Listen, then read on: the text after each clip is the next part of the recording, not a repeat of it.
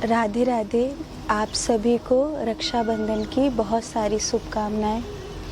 इस रक्षाबंधन की शुभकामनाएं तो क्या अच्छे से दूं, पर ये अवश्य कहूँगी हृदय से कि 2021 का रक्षाबंधन आपके जीवन में बहुत अच्छा है। और इस रक्षाबंधन की बधाई इस रूप में मुझे देना अच्छा लग रहा है कि रक्षाबंधन जो एक त्यौहार है वो रक्षा का त्यौहार है, सुरक्षा का त्यौहार है।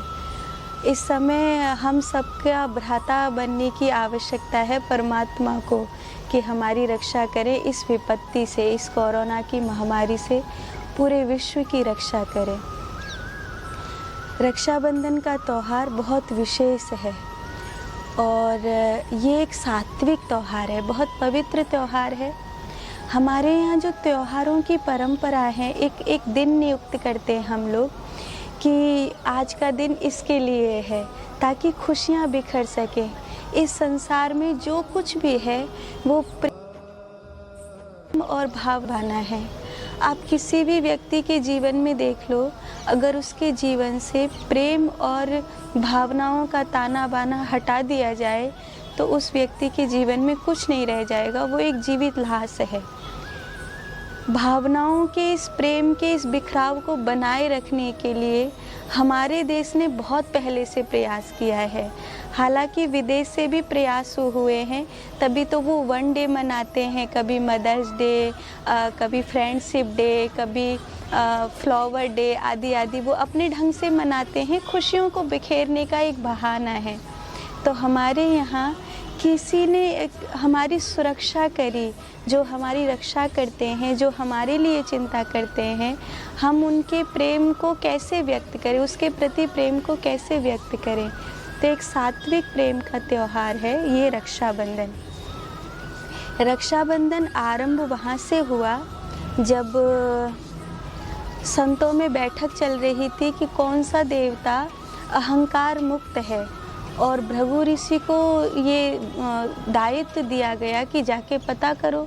तो भृगु ऋषि गए और उन्होंने पता किया। पता कैसे किया कि भोले बाबा को तो माने अपशब्द कहने लगे, ब्रह्मा जी को भी ऐसे, और भगवान नारायण के तो वक्ष पर ही जाकर के लात का प्रहार कर दिया। तो चूँकि लक्ष्मी जी भृगु पुत्री हैं, ख्याति ऋषि की ख्याति की बेटी हैं, भृगु ऋषि की पुत्री हैं, तो अपनी माँ ख्याति से कहकर कि आज पिता ने ठीक नहीं किया है और उन्होंने मेरे स्वामी के वक्ष पर प्रहार किया है जो मुझे स्वीकार्य नहीं है, इसीलिए मैं अब भृगुपुत्री नहीं कहलाना चाहती। वो समुद्र में अपने आप को विलीन कर गई और एक बहुत लंबे समय तक ब्रह्मांड ने दरिद्रता का सामना किया। फिर बहुत प्रार्थनाओं के बाद समुद्र मंथन हुआ।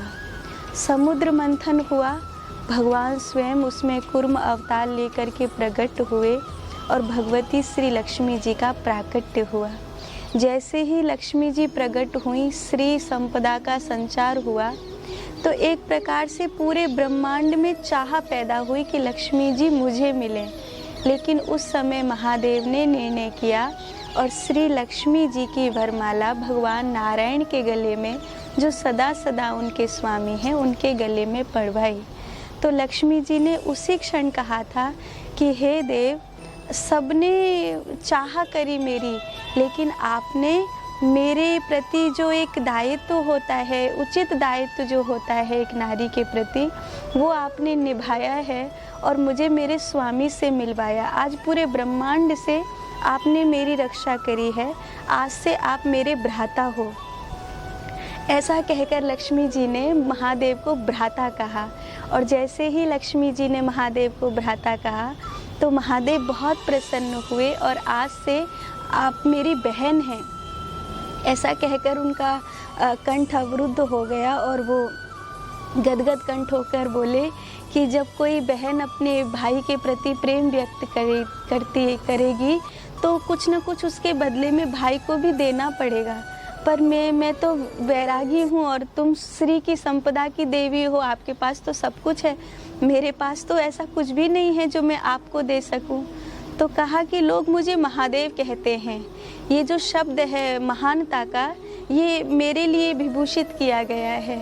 आज से मैं ये शब्द आपको देता हूँ और आज से आप केवल लक्ष्मी नहीं, आज से आप महालक्ष्मी कहलाएंगी। तो महादेव ने ये भेंट दी श्री लक्ष्मी जी को। उसके बाद ये भ्राता और बहन की परंपरा चल पड़ी। बाद में जब श्री सती को आवश्यकता पड़ी महादेव से मिलन की, तब भगवान नारायण ने भ्राता होने का कर्तव्य निभाया और श्री सती जी को महादेव से मिलवाया। बाद में पार्वती जी के संबंध में भी यही आता है। इसीलिए कहते हैं, देवताओं ने स्तुति भी करी, देव देव महादेव करुणा सागरम प्रभु त्वं पिता जगताम ताता सती माता खिलस्य च। माने हम जगत के पिता महादेव को और जगत की माता श्री सती को प्रणाम करते हैं। सती श्यामा है और भगवान नारायण भी श्याम है। भगवान महादेव गोरे हैं और श्री लक्ष्मी जी भी गोरी हैं। इसलिए कहते हैं लक्ष्मी जी और महादेव बहन भाई हैं और श्री सती और भगवान नारायण बहन भाई हैं, ऐसा माना जाता है। यही परंपरा फिर आगे चली।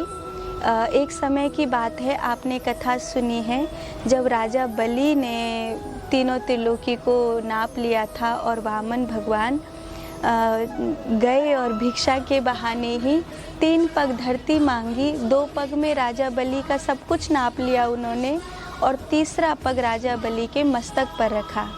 प्रसन्न होकर के भगवान ने स्वयं राजा बलि से वरदान मांगने को कहा और राजा बलि ने अपने महल में द्वार पर रहने के लिए वामन भगवान से आग्रह किया। भगवान सदा के लिए राजा बलि के द्वार पर रह गए और इस तरह बैकुंठ सूना हुआ। लक्ष्मी जी भगवान को ढूंढते हुए चली तो एक साधारण साध्वी के रूप में लक्ष्मी जी घूम रही थीं।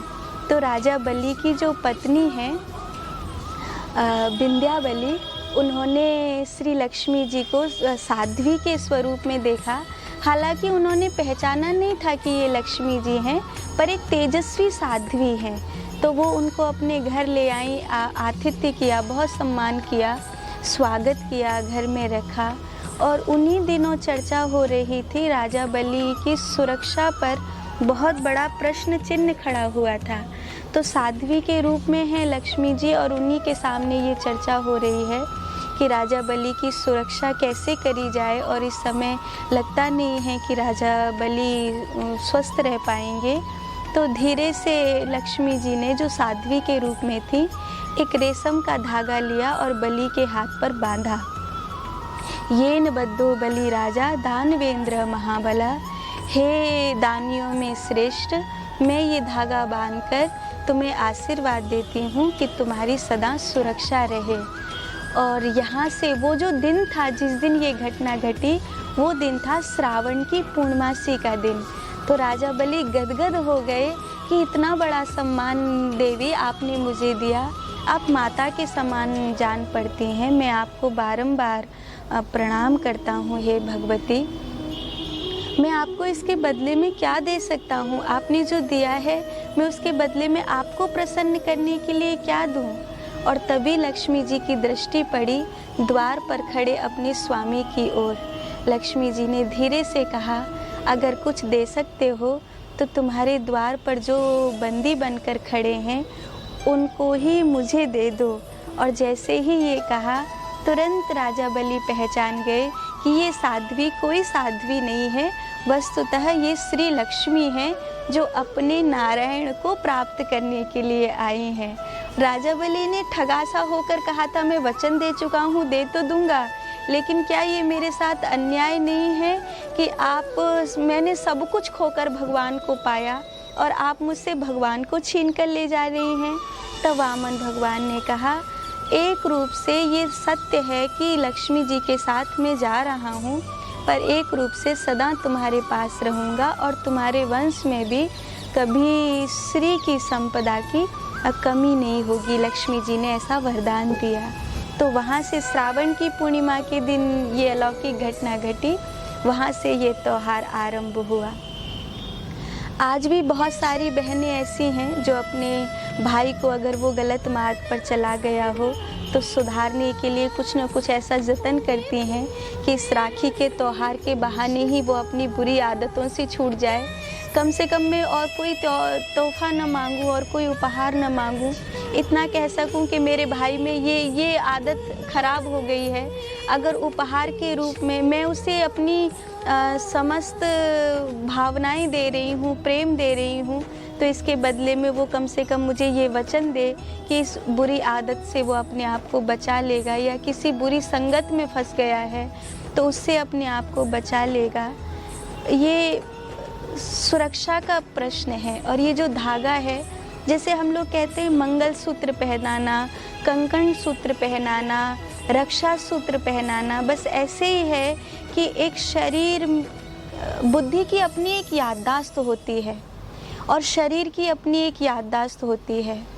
अगर वैज्ञानिक दृष्टि से देखा जाए तो बुद्धि की याददाश्त को भुलाया जा सकता है, लेकिन शरीर की याददाश्त को इतनी जल्दी नहीं भुलाया जा सकता। आपने कभी प्रैक्टिकल देखा हो तो जब कोई व्यक्ति अपनी याददाश्त खो चुका होता है तब उसे वापस सारी चीज़ें कैसे याद दिलाई जाती है? उसकी शरीर की याददाश्त के बहाने। जैसे किसी अपने ने कोई हाथ छुआ है तो शरीर उस चीज़ को कैच करता है कि ये स्पर्श पहले भी मुझे हुआ है, ये स्पर्श मेरी माँ का है, चाहे वो बहुत माने अब इतने सालों बाद मिली है कि वो भूल भी गया है कि ये मेरी माँ है, कि ये मेरा भाई है या कोई मेरा अपना है। शरीर की अपनी एक याददाश्त होती है। तो जब कोई बहन अपने भाई के हाथ पर वो धागा बांधती है तो शरीर में एक प्रकार की याददाश्त पैदा होती है कि ये मेरी बहन है और इसके प्रति मुझे सुरक्षा करनी है। और राखी केवल भाई ही बंधवाए और केवल बहन ही बांधे, ऐसा नहीं है। राखी आप उन सबको दीजिए जिनके प्रति आपको लगता है कि वो सुरक्षा करने वाले हैं। विपत्ति के समय में जब सारी दुनिया आपसे अलग हो गई थी और आपके अगेंस्ट हो गई थी, उस समय भी अगर कोई साथ देने वाला है, वो किसी भी मोड़ पर हो सकता है, आध्यात्मिक मोड़ पर भी हो सकता है, सामाजिक मोड़ पर भी हो सकता है, कोई भी ऐसी परिस्थिति हो सकती है।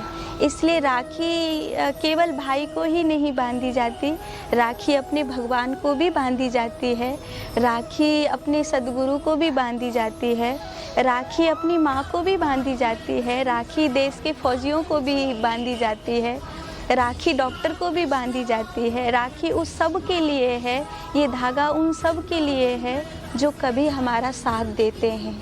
अगर आपको लगता है कि कोई ऐसे हैं जो आपका साथ देते हैं तो आपकी राखी उनके प्रति होनी चाहिए। ये एक सुरक्षा, ये एक भावनाओं का बहुत प्यारा लेन देन है और बहुत सात्विक लेन देन है। इसमें कहीं पर भी कोई नेगेटिविटी नहीं है। आज वो समय है कि आप एक बात कहीं से कहें और उसको पूरी दुनिया सुन सके। आज बहुत ज़माने ने तरक्की करी है, भाग्यशाली है ये पीढ़ी जो एसी में बैठ सकती है, मोबाइल देख सकती है, अपनी बात को सारी दुनिया तक पहुंचा सकती है।